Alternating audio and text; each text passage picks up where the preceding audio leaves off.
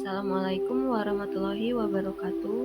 Perkenalkan kami kelompok 5. Di sini kami akan mempresentasikan mata kuliah penelitian tindakan kelas. Mata kuliah ini dibimbing oleh dosen pengampu Pak Agung Heri Prasmanto, SPD, MPD. Adapun anggota kelompok kami adalah Ibu Fitri Wijayanti, Ibu Hastin, Ibu Lili, dan saya sendiri Mediasari, Ibu Yuniarti, Pak Ogi, dan Pak Windu. Modul 5 yaitu menganalisis dan menginterpresentasikan data serta menindaklanjuti hasil penelitian tindakan kelas. Berbagai peristiwa yang terjadi selama tindakan perbaikan, Anda ingat kembali mengapa peristiwa itu terjadi dan apa dampaknya bagi proses pembelajaran. Hasil renungan ini tentu membuat Anda berpikir betapa kompleksnya kemampuan yang harus dikuasai oleh guru agar mampu memperbaiki pembelajaran. Selanjutnya, analisis penyajian dan interpretasi data. Dalam kegiatan belajar 1, modul 5 ini, Anda akan mengolah atau menganalisis data yang telah Anda kumpulkan, sehingga Anda mampu menyimpulkan hasil perbaikan. Sehubungan dengan itu, setelah menyelesaikan kegiatan belajar ini, Anda diharapkan dapat yang pertama menganalisis data. Menganalisis data dilakukan dengan menyeleksi dan mengelompokkan data, memaparkan atau mendeskripsikan data dalam bentuk narasi, tabel, atau grafik, serta menyimpulkan dalam bentuk pernyataan. Yang kedua, menyajikan hasil analisis data. Tahap observasi dan interpretasi dilakukan bersamaan dengan pelaksanaan tindakan perbaikan. Selain itu, menginterpretasikan peristiwa yang muncul sebelum direkam, interpretasi juga membantu guru melakukan penyesuaian. Observasi yang efektif berlandaskan pada 5 prinsip dasar, yaitu 1. Harus ada perencanaan bersama antara guru dan pengamat. Yang kedua, fokus observasi harus diterapkan bersama. Yang ketiga, guru dan pengamat harus membangun kriteria observasi bersama-sama. Yang keempat, pengamat harus memiliki keterampilan mengobservasi. Dan yang kelima, observasi akan bermanfaat jika balikan atau feedback diberikan segera dan mengikuti berbagai aturan. Selanjutnya, yang ketiga yaitu menginterpretasikan hasil analisis. Nah, di sini ada beberapa langkah umum untuk menginterpretasikan hasil analisis. Yang pertama, pemahaman audiens. Yang kedua, struktur presentasi. Yang ketiga, visualisasi data. Yang keempat, penekanan pada temuan utama. Yang kelima, interaksi dan berpikir kritis. Yang keenam, ringkas dan jelas. Yang ketujuh, rekomendasi dan langkah selanjutnya. Yang kedelapan, kesimpulan. Yang kesembilan, diskusi dan tanya jawab. Dan yang ke-10 adalah evaluasi dan umpan balik. Selanjutnya adalah hakikat analisis, penyajian, dan interpretasi data. Setelah Anda mengumpulkan data melalui berbagai teknik sesuai dengan tujuan penelitian, tiba saatnya Anda menelaah atau menganalisis data tersebut. Tahap analisis data sering menjadi tahap yang sangat krusial bagi peneliti karena keengganan untuk mengerjakannya. Lebih-lebih bila data ini sudah menumpuk, akan merupakan sandungan yang dapat membuat peneliti menjadi sia-sia. Menurut Mills tahun 2000 mendefinisikan bahwa analisis data adalah upaya yang dilakukan oleh guru yang berperan sebagai peneliti untuk merangkum secara akurat data yang telah dikumpulkan dalam bentuk yang dapat dipercaya dan benar. Selanjutnya, interpretasi data adalah upaya peneliti untuk menemukan makna dari data yang dikumpulkan untuk menjawab pertanyaan peneliti. Setelah mengkaji kembali apa yang dimaksud dengan analisis dan interpretasi data, tanpa melakukan analisis kita tidak mungkin dapat menjawab pertanyaan yang mendorong kita melakukan penelitian. Masalah yang ingin diperbaiki adalah kemampuan guru dalam menyebarkan pertanyaan ketika mengajar, sehingga masalahnya adalah bagaimana cara guru menyebarkan pertanyaan untuk meningkatkan partisipasi aktif siswa dalam belajar. Data yang dikumpulkan untuk menjawab masalah peneliti ini misalnya jumlah dan sebaran siswa yang mendapat kesempatan menjawab, komentar pengamat mengenai kualitas jawaban siswa, hasil wawancara dengan siswa, serta catatan dari guru. Bagaimana cara peneliti atau dalam hal ini guru mengolah atau menganalisis data tersebut agar mendapat gambaran dari masalah yang diteliti.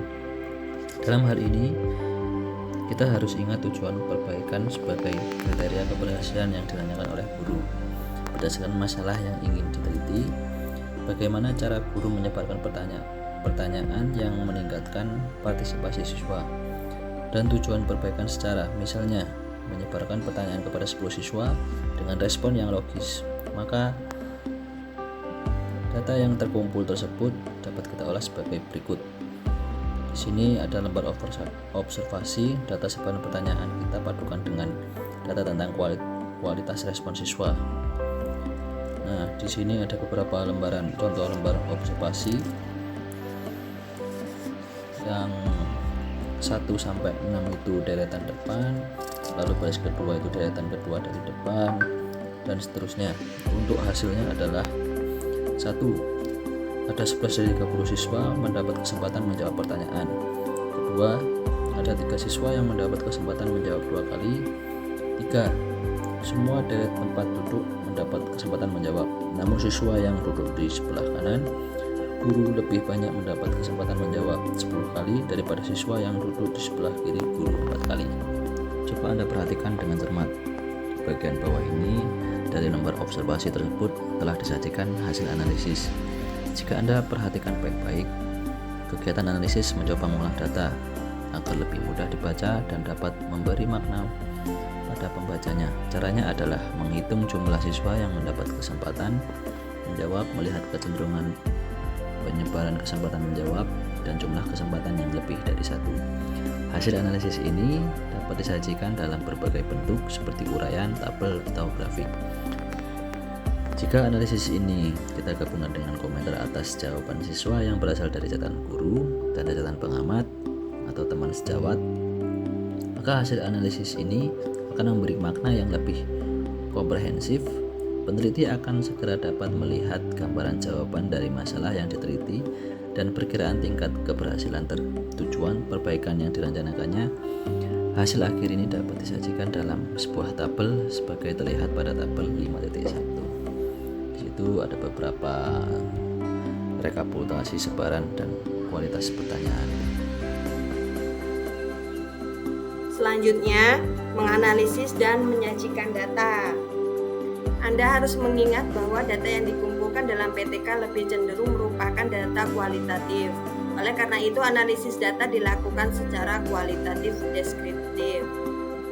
1. Data 1. Pada tabel 5.2 terdiri atas daftar skor latihan dari 30 orang siswa, hasil observasi pengamat tentang penggunaan alat peraga dalam pembelajaran, serta catatan guru mengenai respon siswa. Bisa kita lihat tabel 5.2 tentang daftar skor latihan.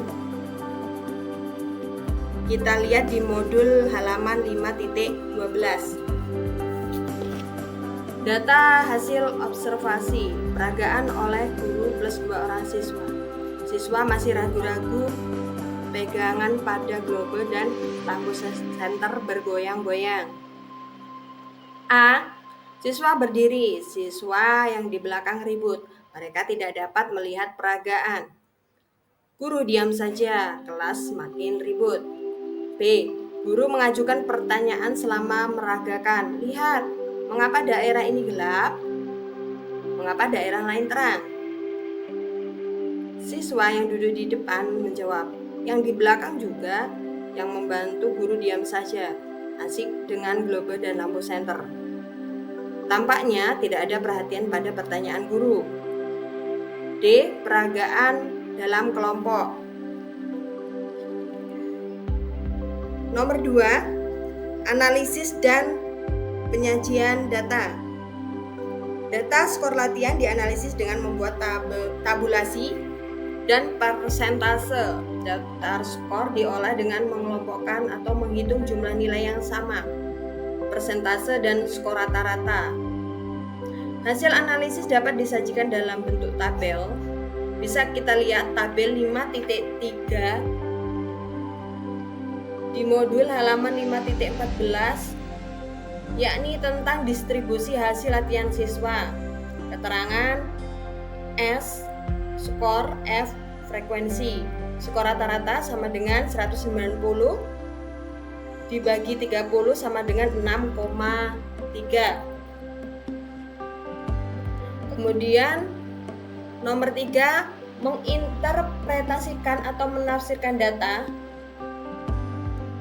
Contoh gambar 5.2 di modul ada di halaman 5.16, yakni contoh cara dan membaca data. Setelah menyajikan hasil analisis seperti pada tabel 5.3 serta hasil analisis data dari pengamat dan catatan guru, coba sekarang kita interpretasikan atau tafsirkan data tersebut. Buatlah interpretasi sendiri terlebih dahulu sebelum Anda mencocokkan dengan interpretasi berikut ini. Hasil belajar siswa masih sedang-sedang saja, baru mencapai rata-rata 6,3.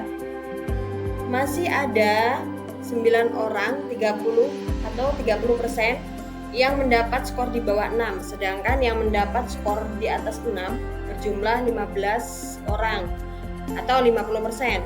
Dalam meragakan baik siswa maupun guru masih ada kendala. Siswa masih canggung, tidak semua siswa terlibat, dan masih ada siswa yang berdiri agar dapat mengamati peragaan.